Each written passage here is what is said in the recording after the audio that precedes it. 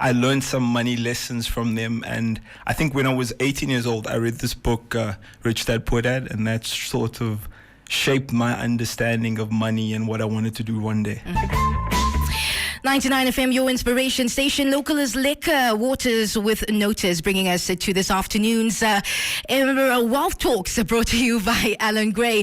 Now, Alastair Aspara is the managing director at Protecton Engineering Group, and he is joining us today to tell us about his money journey and how he looks at risks since the pandemic hit. So good afternoon to you, Alastair, and thank you for joining us here on 99 FM. Afternoon.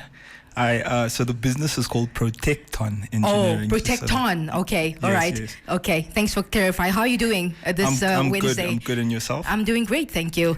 Let's start it off with, your money story. What is your money story, and what are some of the lessons you learned about money growing up, and how do they still shape your life today? Okay, so, I was raised in a working class, let's say, I think later on middle class family. I had one of my parents running a business and the other one, a normal employee. And I learned some money lessons from them. And I think when I was 18 years old, I read this book, Rich Dad Poor Dad, and that sort of shaped my understanding of money and what I wanted to do one day. Did they also teach you growing up about saving money and putting money away for later? Yeah, so learned about saving. I think we all learned to save money in the piggy bank at first, and then later we have savings accounts. But then when I started learning about business, I decided, you know what, I want to invest in businesses one day. Okay, so it brings me to my next question. Are you an investor, a saver, or a bit of both? Okay, so yes, a bit of both, because we invest with surplus cash, so that happens in the savings account. Yeah. And then before you know it, you have all types of salesmen around you, and you need to get a pension and all of that.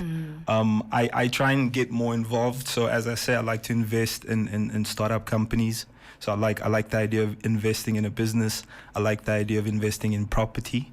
But then before you know it, you have the big let me say advisory firms selling you unit trusts.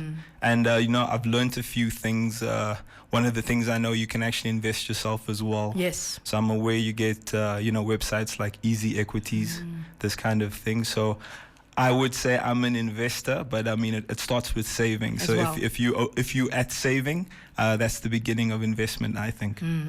It brings us to our next question. How would you say your savings or investments has changed since the COVID-19 pandemic hit? Do you take more or less risks now?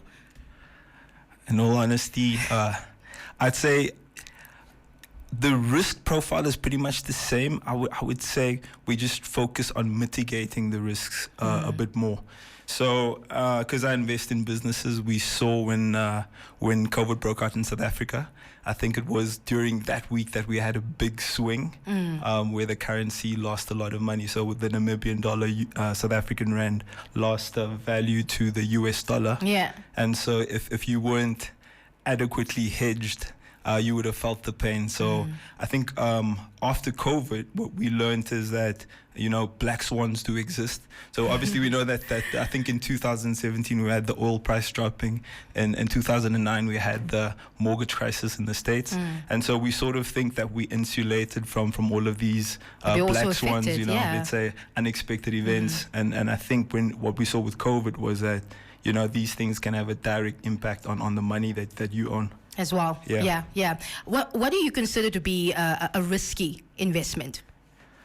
Well, two things. So a risky investment is an informal investment. So your cousin giving you that call saying, I need $1,000. I categorize that as a risky investment. So anything informal. Also, investing in a business that I don't fully understand. So if I can't explain how they make money in a very simple way, I would probably see that as a risky investment. Yeah, ultimately, I think also it's important to first study where you want to invest in and make sure you have all the information you need before you make an investment anywhere, at any place. Alastair, tell us finally, what are some of your personal finance goals for the foreseeable future?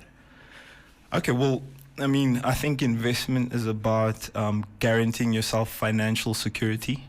So for me, that is a well-diversified portfolio. I mean, investing in a bit of property and then, other assets as well. So, yeah, that would be it for me. All right. Yeah. Alastair, thank you so much for joining us on Wealth Talks this afternoon. Really appreciate you making time to come talk to us. Thanks for having me. It is a huge pleasure.